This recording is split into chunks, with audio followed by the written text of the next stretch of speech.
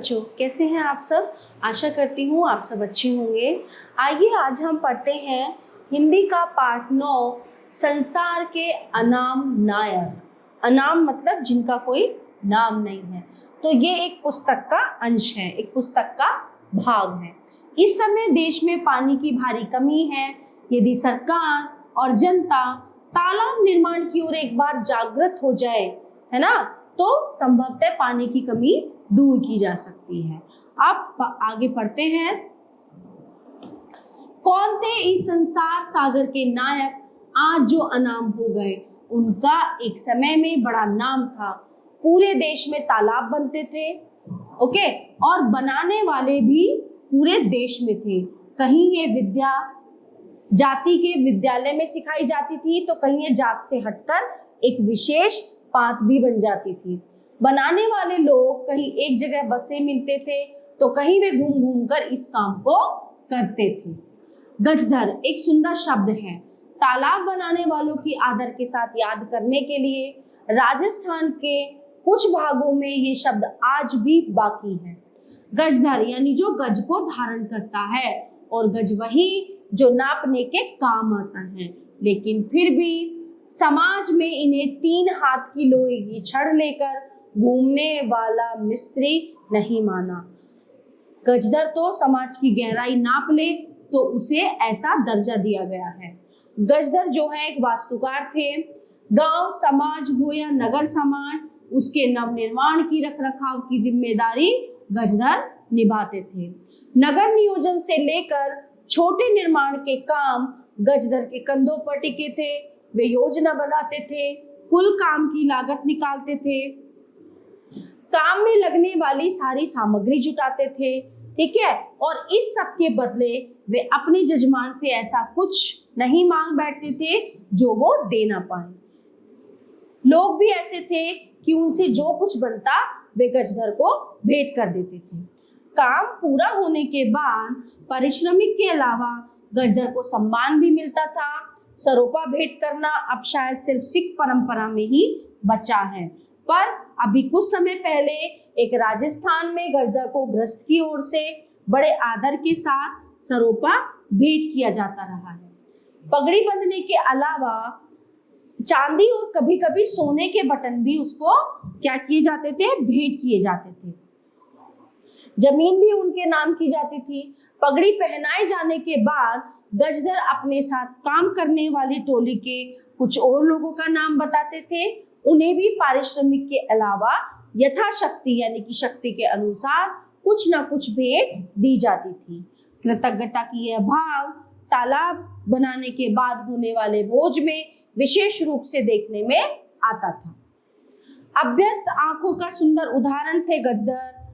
गुरु शिष्य परंपरा से काम सिखाया जाता था। नए हाथ को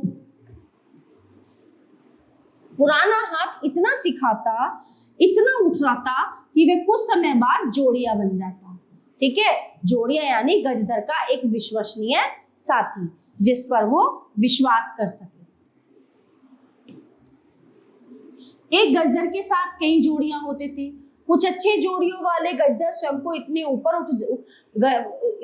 उठ जाते थे कि बस फिर उनका नाम ही गजधर रह जाता था, पर गज उनका छूट जाता। अच्छे गजधर की एक परिभाषा ये थी कि वे औजारों को हाथ नहीं लगाते, सिर्फ देखकर निर्णय ले लेते थे कि कहाँ क्या करना है। वे एक जगह बैठ जाते और सारा काम उनके मौखिक निर्देश पर ही चलता था। वो बताते रहते थे और काम होता रहता था। औजारों का उपयोग करते करते इतना ऊपर उठना कि फिर उनकी जरूरत ही नहीं रहे, ये एक बात है, पर कभी औजारों को हाथ ही न लगाना, ये दूसरी बात है। ऐसे सिद्ध सिरभाव कहलाते थे। सिरभाव किसी भी औजार के बिना पानी की ठीक जगह बताते थे। सिरभाव कोई जाति विशेष से नहीं होते थे। जल सूंघा यानी भूजल को सुनकर बताने वाले लोग भी सिरभाव जैसे ही होते थे, पर वे जल की तरंगों के संकेत को आम या जामुन की लकड़ी की सहायता से पकड़कर पानी का पता बताते थे।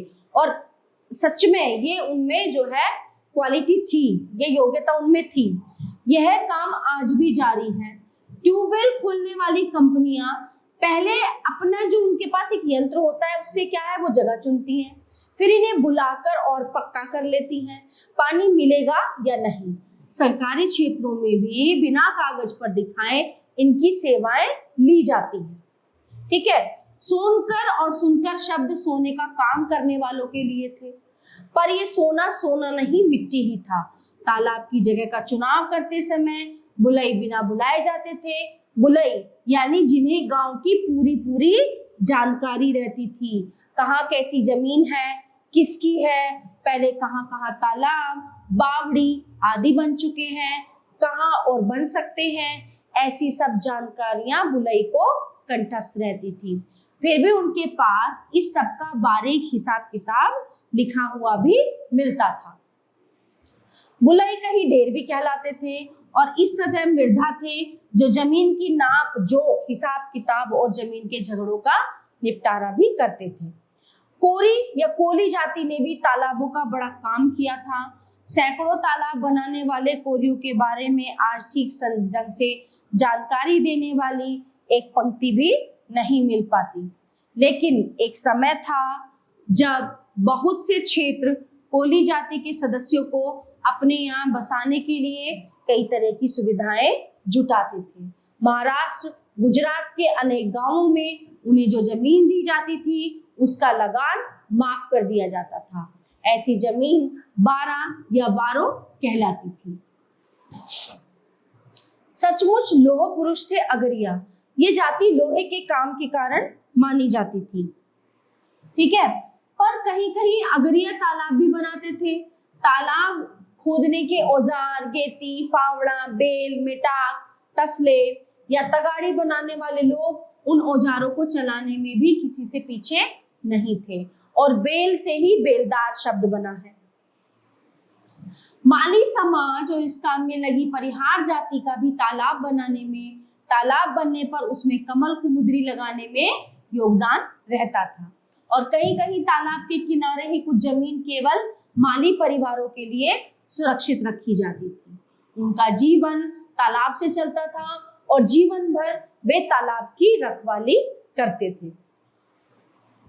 राजस्थान में ये काम मीणा करते हैं और ये शब्द सुनने में भी आया है। तो राजस्थान में ये काम कौन लोग करते हैं? मीणा। अलवर जिले में एक छोटी सी नई संस्था तरुण भारत संघ ने पिछले 10 सालों में 2000 से अधिक तालाब बनाए हैं। उसे हर गांव में यही लगा कि पूरा गांव तालाब बनाना जानता है। कठिन से कठिन मामलों में संस्था को बाहर से कोई सलाह नहीं लेनी पड़ी क्योंकि भीतर तो मीणा थे जो पीढ़ियों से यहाँ पे तालाब बनाते आ रहे थे। एक तरफ दक्षिण में नीरघंटी जैसे हरिजन थे जो पश्चिम में पालीवाल जैसे ब्राह्मण भी थे।